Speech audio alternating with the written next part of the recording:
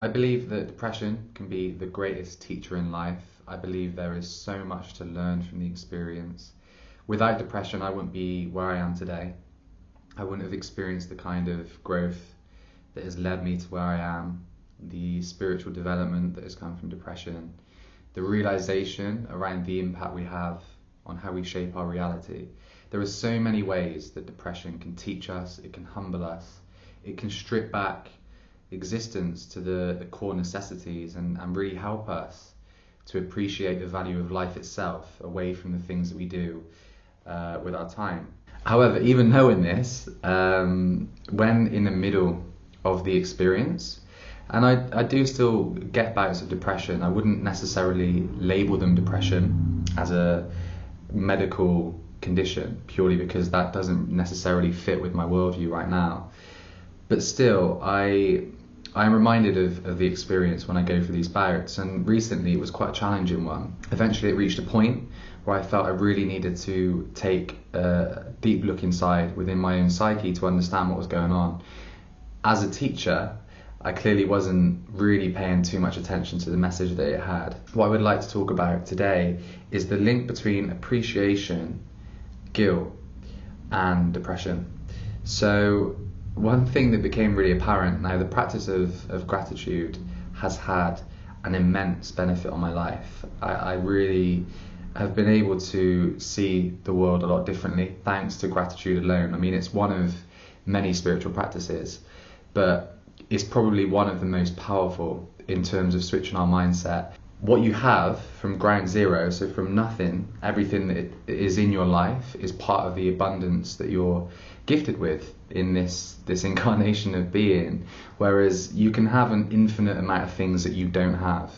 So really what gratitude does is it switches our focus on the value of what is in our life rather than the kind of egoic craving for more or this sense of discontent around the way that our lives are going. We will always be able to find something that we don't have.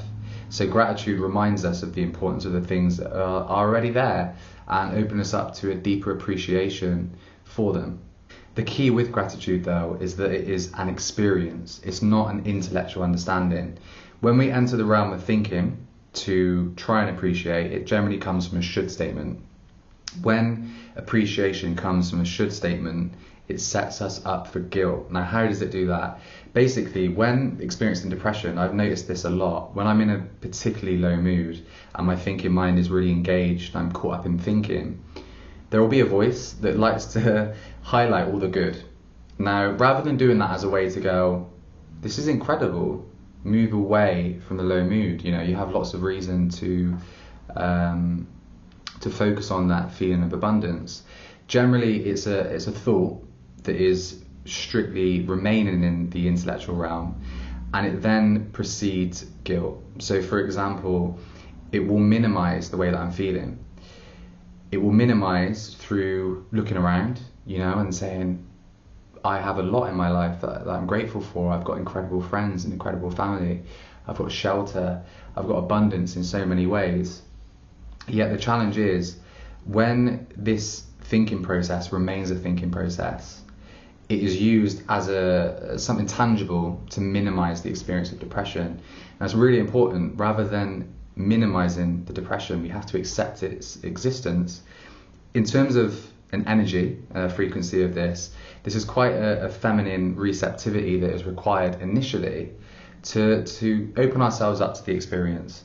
The more we resist, and the same applies for anxiety, but the more we resist the experience of depression, the more constriction we create, and that only fuels a sense of isolation. I noticed this element during this depressive bout where I would repeatedly minimize my experience by highlighting all the reasons why I shouldn't feel depressed.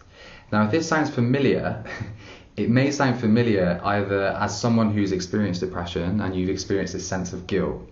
Now, that guilt on top of the way that you are already feeling is an extended symptom of depression.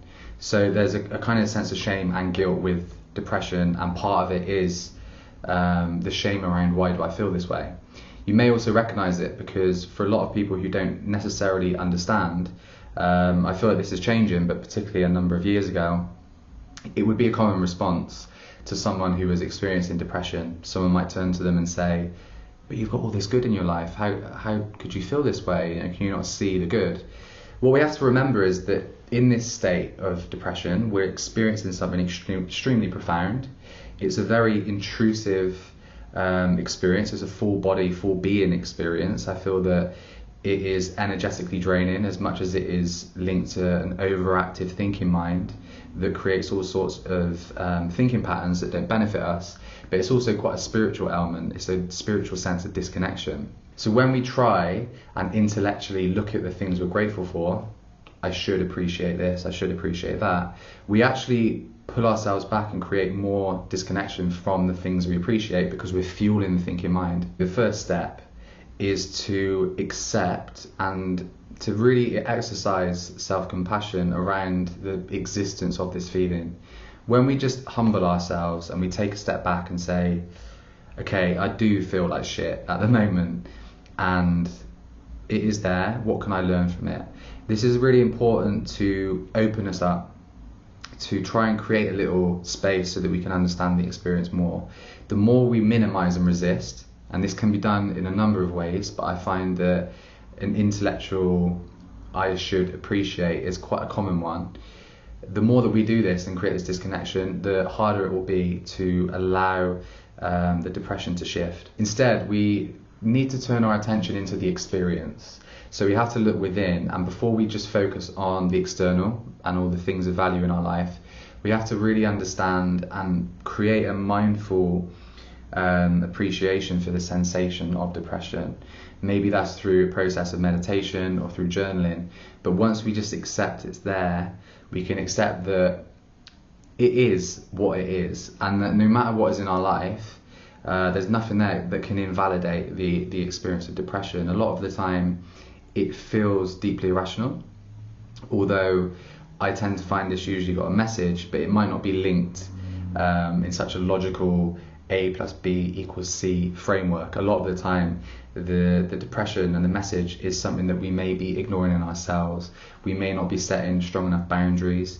We may be living outside of our values, or a number of other things that cause a slight disconnection within ourselves. So if you experience low mood or severe anxiety or depression, or even moderate anxiety or depression, look out for the thinking pattern that will try and minimize the actual experience, that will try and say this experience is not valid because of all the things that you should value in your life.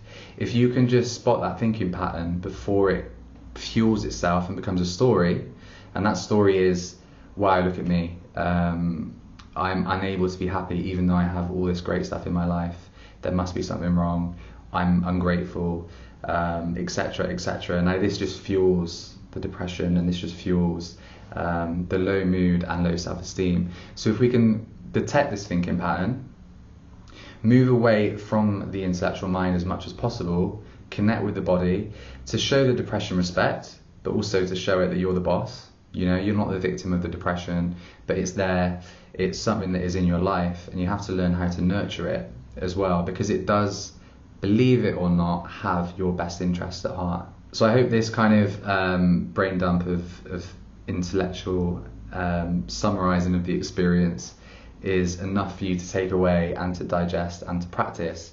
But please let me know if this is something that you've experienced, if this is something you're familiar with. Reach out, let me know, send me a message on Facebook or by email, and I'd love to hear from you.